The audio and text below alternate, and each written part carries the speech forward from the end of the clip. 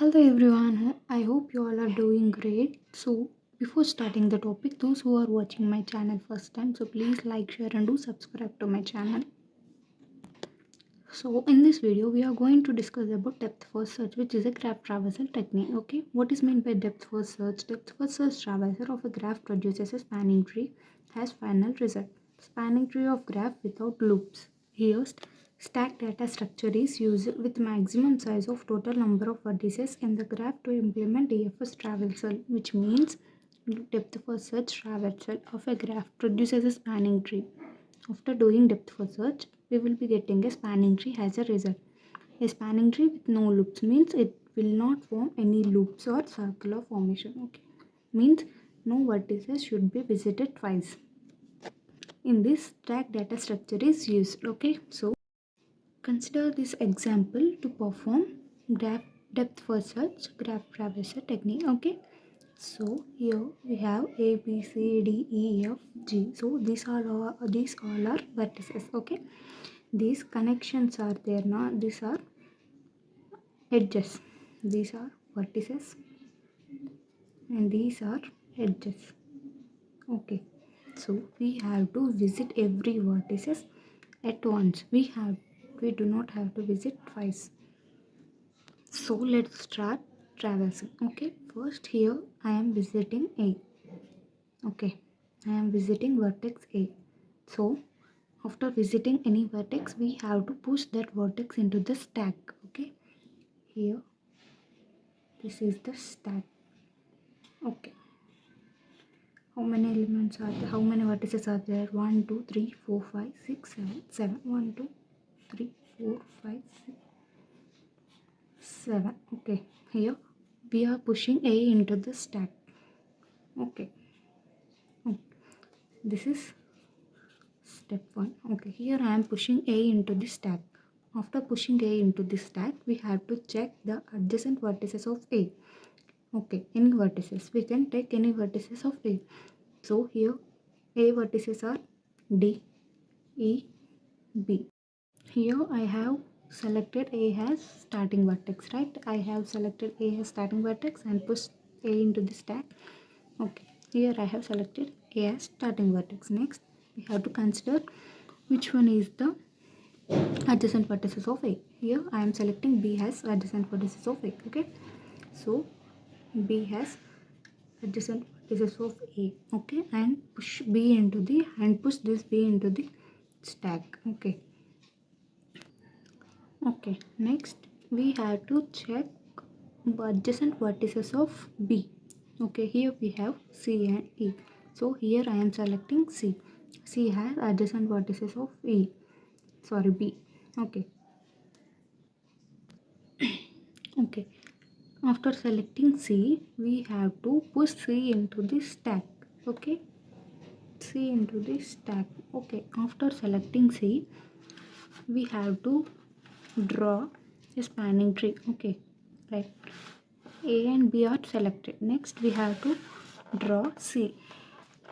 Okay, this is step 3.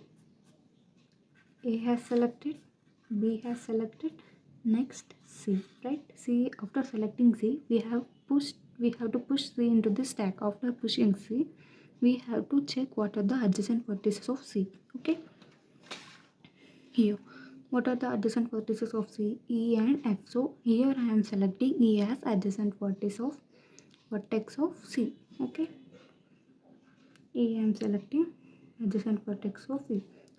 Okay, after selecting E as adjacent vertex, we have to push this E into this stack.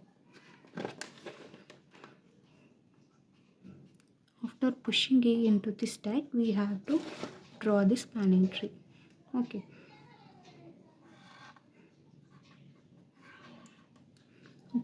After selecting E, we have to select the adjacent vertices of E. So here we have E and D and F. So here I am selecting D as adjacent vertex of E. Okay, D has adjacent vertex of D. After selecting D, we have to push that D into the stack. Okay, and we have to draw into the spanning tree. So D has selected. Next we have to check what are the adjacent vertices of D. So here we have selected D, right? So we have to select adjacent vertices of D. Here E is already visited and A is also already visited. So we should not consider these both. Okay. We have to track back. Means we have to go back D to E and check what are the adjacent vertices of E. Okay. So next here I am selecting EF as adjacent vertex of E. Okay. After selecting F as adjacent vertex, we have to push that F into the stack. Okay. Here we do not have to consider this. Okay. Next we have to write F. Okay. Next after selecting F, we have to write this into the spanning tree. Okay. Here we have to draw another spanning tree because we did not select a D because it forms loops. So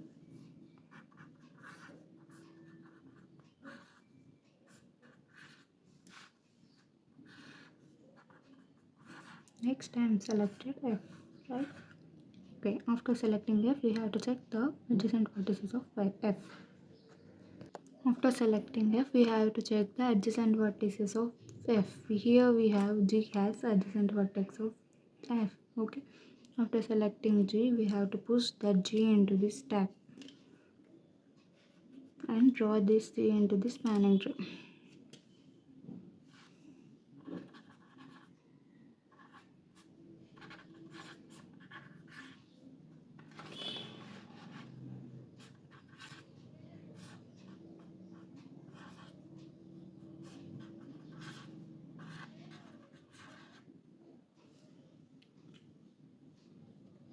Okay, after selecting G, we have to check the adjacent vertices of G. Here we have C. Here we can't go to C because C is already visited. So we have to track back. If we track back, we have to check all of the vertices are visited or not. So G to F, if we track back, F is selected. So F to G, F to E is selected, C is selected, B is selected, A is selected. So here all the vertices are selected. So here we have to stop our traversal checking. So this is the final spanning tree. Check it did not form any loops, right? This is how you have to do the depth first traversal. Okay, so I hope you understand this depth first search topic. So please like, share and do subscribe to my channel. See you in the next video. Thank you.